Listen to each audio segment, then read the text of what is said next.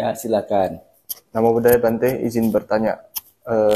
Jadi kalau anatta, tidak ada aku, jadi siapakah atau apa yang terlahir kembali? Bante. Itu Bante, sekian. Yang terlahir lagi adalah potensi karma yang membentuk winyana, yang membentuk nama rupa, yang dipersepsikan secara keliru sebagai yang diri, yang aku.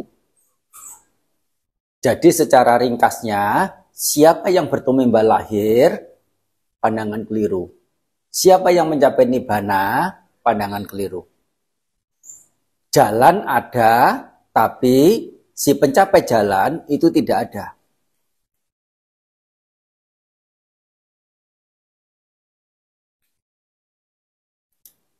Just that.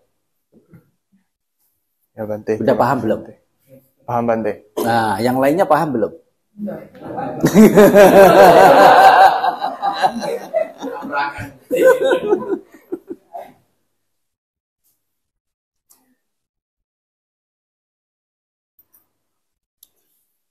Pengertian sebagai yang anatta itu kita mendengar sebuah pernyataan bijaksana dari sosok yang betul-betul telah mencapai kebijaksanaan. Dan kita setelah mendengar mau mengakomodir, mau mengakui itu sebagai kebenaran. Tetapi itu sendiri sebatas bagaimana kita punya pemahaman secara pemikiran. Secara pemikiran. Tetapi dalam keseharian kita, sejauh apa pernyataan bijaksana itu betul-betul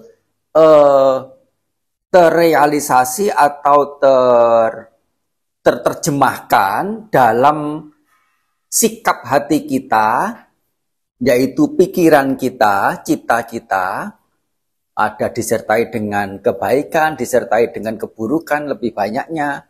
Sudah sejauh apa itu sadar, dan keduanya itu, jangankan keburukan, kebaikan pun, kita harus sadari itu adalah sesuatu yang potensi untuk menderita.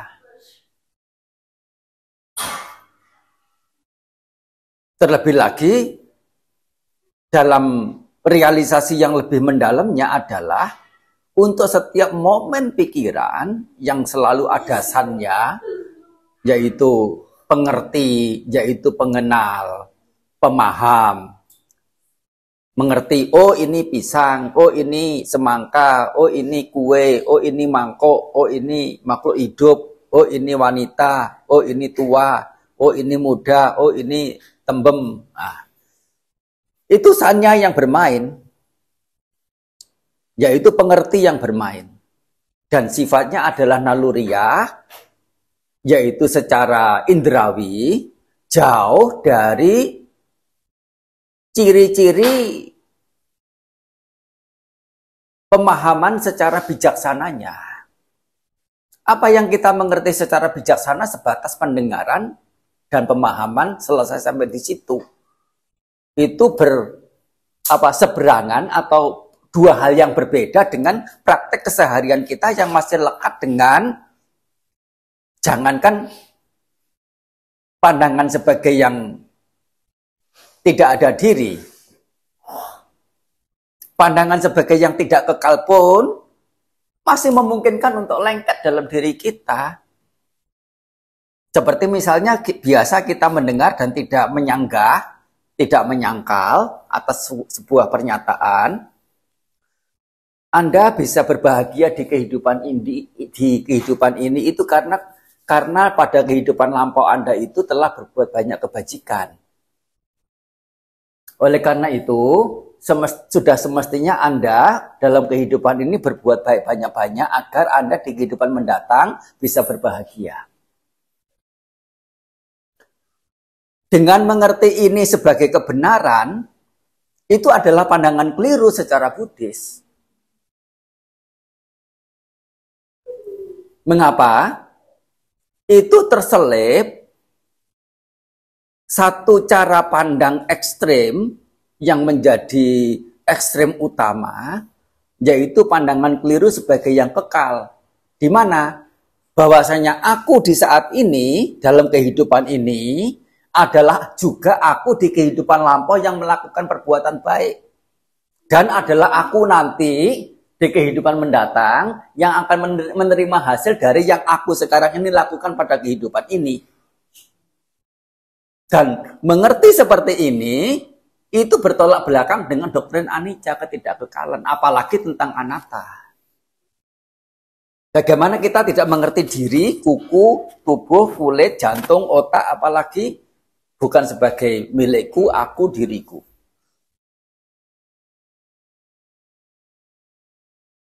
Jadi kita jangan setelah mendengar pernyataan bijaksana dari orang bijaksana, terus kemudian memposisikan diri sebagai orang bijaksana, tetapi di sisi yang lain kita masih terbelenggu oleh pandangan keliru secara apa namanya pemikiran atau citanya dan secara sanyanya. Kalau istilah dharmanya itu namanya cita wipallasa dan sanya wipallasa. Kita didik wipallasa saja belum tentu kukuh. Yaitu meskipun mengerti mengerti 4 kebenaran Arya dengan sangat baik, bisa mengaitkannya dengan anicca dukkha anatta sedemikian rupa. Sejauh apa itu tanpa diselipi oleh keraguan dalam rentang waktu tertentu, atau mungkin alpa, atau mungkin mengabaikan. Hanya momen saat kita mendengar atau saat teringat, oh anatta, oh 4 kebenaran Arya, oh apa. Satu momen dan momen yang lain di antara tak terhitung momen-momen kemunculan pikiran yang lain. Nah, kita pakai sebagai patokan untuk menyikapi,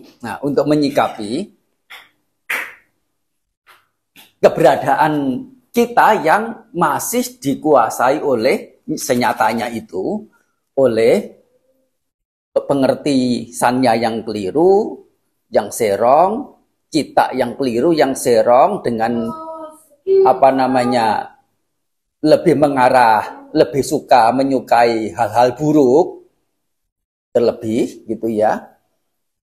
Ya, termasuk juga yang menyukai kebaikan-kebaikan begitu juga. Itu adalah saasawa, meskipun punya bahagia, yaitu bagian dari kebajikan, yaitu bagian dari seseorang itu yang bisa mendapatkan kebahagiaan. Kata punya, nama lain dari kebahagiaan, kebajikan itu. Punya bahagia, dari itu adalah bagian dari kebajikan, bagian dari kebahagiaan. Tapi adalah saasawa, yaitu apa? Kebaikan-kebaikan itu masih ada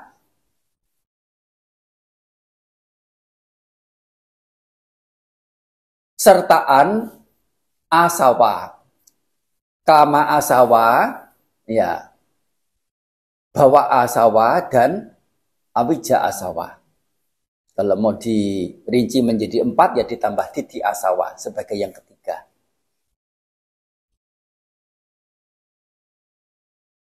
Itu masih ada asawa dalam kita berbuat baik, berdana, menjalankan sila, tahu malu, tutur kata yang baik, rendah hati, tahu budi jasa, apapun, ya menjalankan sila dengan baik, ya berpuas atas hal yang diri miliki,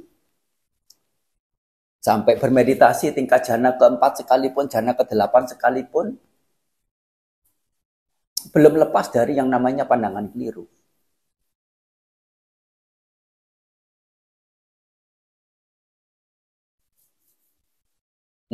Kembali lagi pada simpulannya, yaitu kita yang berada dalam kondisi terbatas dari sisi pemahaman secara lurusnya, baik secara sanya, secara cita, secara memang bahasa Dharma agak sulit sih ya.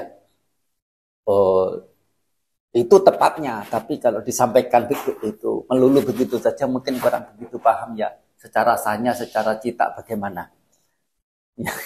ah.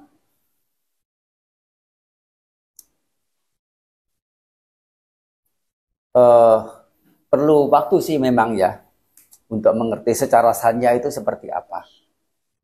Meskipun kita mengerti kebenaran Arya, menghafal, memahami, mengembangkan berturut-turut begitu ya, tetap begitu turun dari tempat meditasi, makan, lihat cumi-cumi ya, melihat cumi-cumi sebagai cumi-cumi.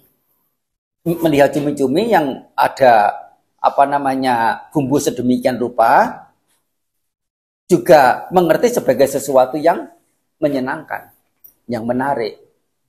Dan itu adalah permainan sanya semua.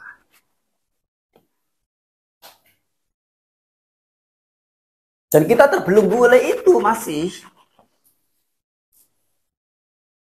Jadi kita tidak bisa menempatkan diri sebagai yang orang bijaksana itu katakan untuk menyikapi keberadaan diri sesungguhnya ya yang masih terbelenggu oleh ketiga jenis wipalasa itu. Titik wipalasa, cita wipalasa, dan sanya wipalasa.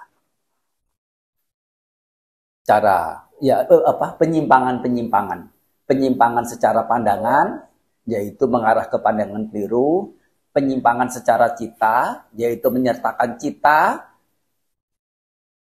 yang sifatnya itu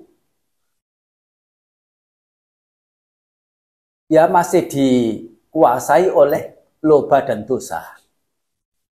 Dan penyimpangan secara sanya yaitu memandang sebagai yang nica, yang kekal, yang suka, bahagia, dan yang atta, yang ada diri.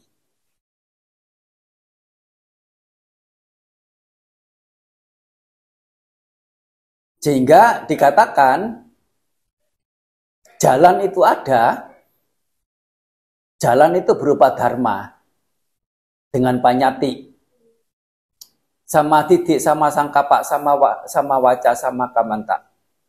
Ada di situ. Jalan menujunya ada. Tapi si penempuh jalan tidak ada. Oleh karena apa? Sesungguhnya yang sedang menempuh jalan itu sesuatu keberadaan, yaitu satu onggokan yang selain anicca dan dukkha adalah anatta, tidak ada diri. Kenyataannya adalah demikian itu. Jadi kalau tidak ada diri, kosong, semu, tidak berpemilik di luar kuasa, siapa yang berjalan? Siapa yang berlatih? Yang berlatih adalah siapa? Pandangan keliru.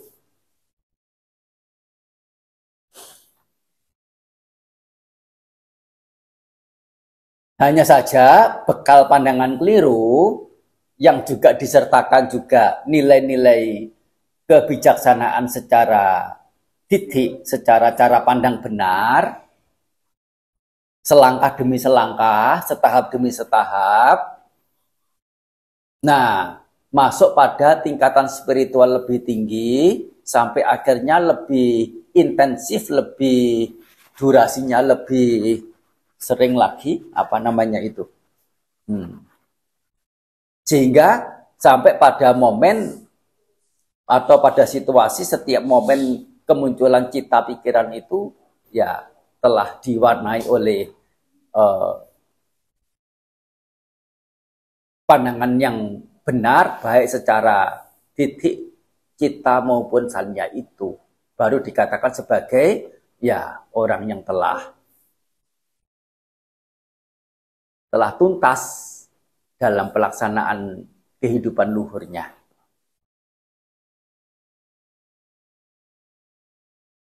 Makin dijelaskan makin bingung.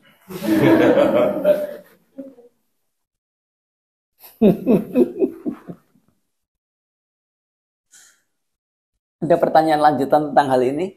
Belum puas, silakan. Ya, silakan jawab sendiri juga.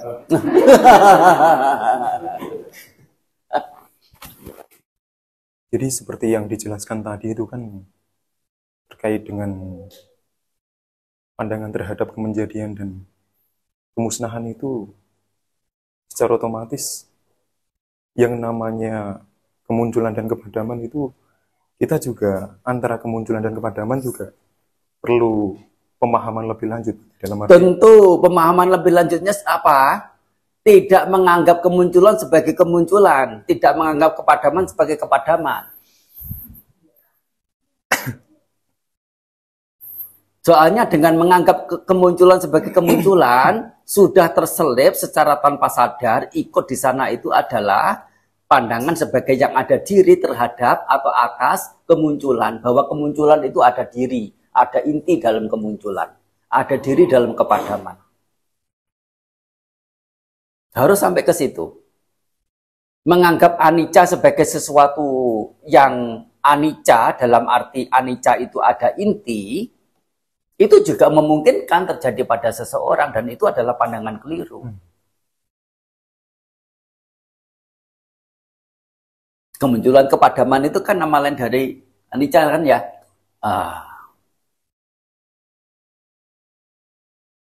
Sewaktu terjadi anicca itu, yang terjadi itu api yang terbakar, kayu yang terbakar oleh api, itu sebuah kemunculan atau sebuah kepadaman? Tidak tahu. Siapa yang ini, apa namanya,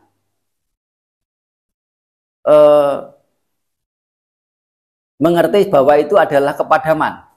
Jadi kayu yang mulai terbakar oleh api, makin lama makin sedikit, begitu. Itu proses kemunculan atau kepadaman?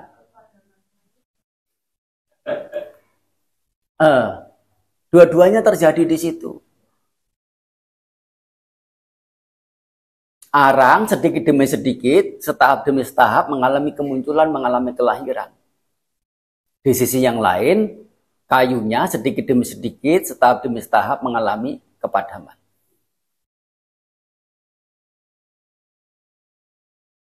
Dan sesungguhnya yang namanya anicca itu real tidak? Relatif. Dan itu hanya sebutan saja tentang anicca. Soalnya semuanya itu kalau mau ditilik lebih dalam lagi, keberadaannya itu adalah ya secara ultimate-nya, secara hakikinya itu adalah ketidakadadirian, dalam arti itu semu, kosong, tidak berpemilik dan di luar kuasa.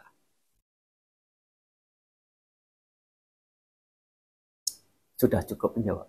Dan apa yang perlu kita lakukan untuk supaya kita itu tidak terjebak dalam pandangan itu? Dengan sering mengulang ajaran Sang Buddha, mengingatnya, merapalkannya, memasukkannya ke dalam hati, manasa nupekita, titik ya supati widha, menembusnya secara titik, secara pandangan. Dan setelah itu, pandangan ini yang sudah benar ini dibhawitaba, yaitu dikembangkan. Kembangkannya bagaimana? Melalui sama wayama, sama sati, sama samadhi. Oke? Nah.